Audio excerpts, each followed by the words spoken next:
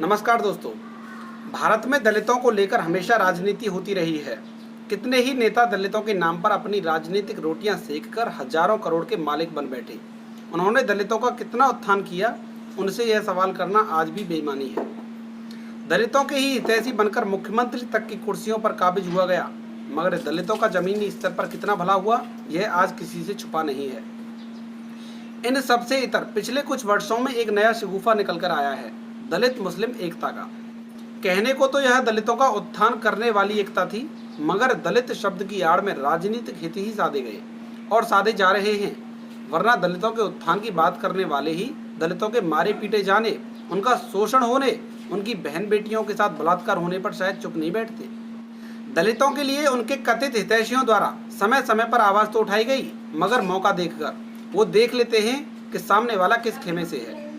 अगर सामने वाला सवर्ण है तो क्रांति में 4 चांद लग जाते हैं, और सामने वाला भाजपा जैसी पार्टी से जुड़ा है तो कहना ही क्या, फिर तो बाकायदा घेराबंदी की जाती है।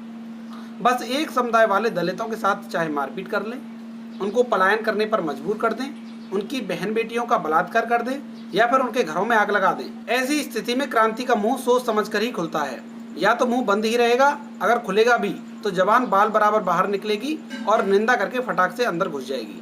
भारत में इसके प्रत्यक्ष उदाहरण समय समय पर देखने को मिलते रहते हैं। अगर हाल ही की बात करें तो पिछले दिनों में दलितों के साथ 2 घटनाएं हुई हैं। पहली घटना उत्तर प्रदेश के जौनपुर में हुई, जहां पर 2 समुदायों के बच्चों में विवाद हुआ। उसके बाद बड़ों में झगड़ा शुरू हुआ, जिसके बाद रात के समय सुनियोजित ढंग से एक समुदाय द्वारा दलितों की बस्तियों में आग लगा दी गई। जो लोग उस वक्त घरों में सो रहे थे, उन्होंने घर से भागकर जान तो बचा ली, मगर उन बेचारों का घर बार जलकर राख हो गया। इस मामले में एक पीड़िता का वीडियो भी सोशल मीडिया पर सामने आया है। सुनिए पीड़िता ने क्या कहा। क्या नाम है आपका? जी सर, मेरा नाम पूजा है। पूजा जी, उस समय क्या हुआ था, कैसे जब ये आग लगाई जा रही थी तो आप लोग कहाँ थे? हम लोग घर के पास ही थे, घर के अंदर थे। तो जब मार होने लगी तो हम लोग और अंदर चले गए। जब अंदर चले गए तो सब लोग दरवाज़ा तोड़ने लगे, ईंट पत्थर से मारने लगे, बाहर गोली चलने लगी। जब गोली चलने लगी तो हम लोग निकले नहीं, डर से जब नहीं निकले तो वो लोग चौफेर से चारों तरफ से आग लगा दिए। हम लोग अंदर पड़े थे, जब वो लोग आग लगा के चले गए तब हम लोग किसी रास्ते से भाग के अपना जान बचा के दूसरे गाँव चले गए। समुदाय विशेष के इस तांडव के बाद पुलिस ने 35 लोगों को गिरफ्तार किया। सीएम योगी आदित्यनाथ ने इनके खिलाफ रासुका लगाने के आदेश दे दिए हैं। दूसरी घटना उत्तर प्रदेश के ही आजमगढ़ से है। यहाँ पर देर रात एक समुदाय के कुछ मनचले लड़कों ने दलित बच्चियों से छेड़खानी कर दी। जब परिजनों ने इस बात का विरोध किया तो उनके साथ ही मारपीट कर दी गई। कई दलितों के घरों पर हमला करने का भी आरोप है। इस मामले में पुलिस ने 12 लोगों को गिरफ्तार किया है। सीएम योगी ने इस मामले में भी आरोपियों पर एनएसए लगाने के आदेश दिए हैं। लापरवाही बरतने के आरोप में इंस्पेक्टर को सस्पेंड भी किया गया है।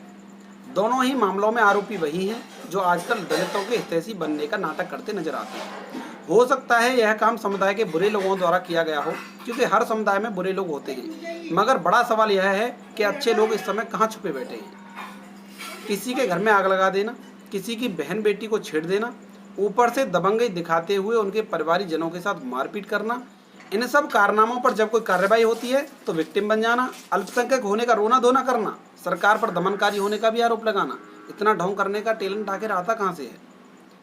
पूरे देश में अपने गले में लाल नीले पट्टे डालकर हर घटना में दलित मुस्लिम का एंगल सूंघने वाले और फिर उस पर रोना पीटना करने वाले इस मुद्दे पर शांत बैठे हैं, सिर्फ इसलिए क्योंकि ये दोनों घटनाएं उनके एजेंडे में फिट नहीं बैठती हैं।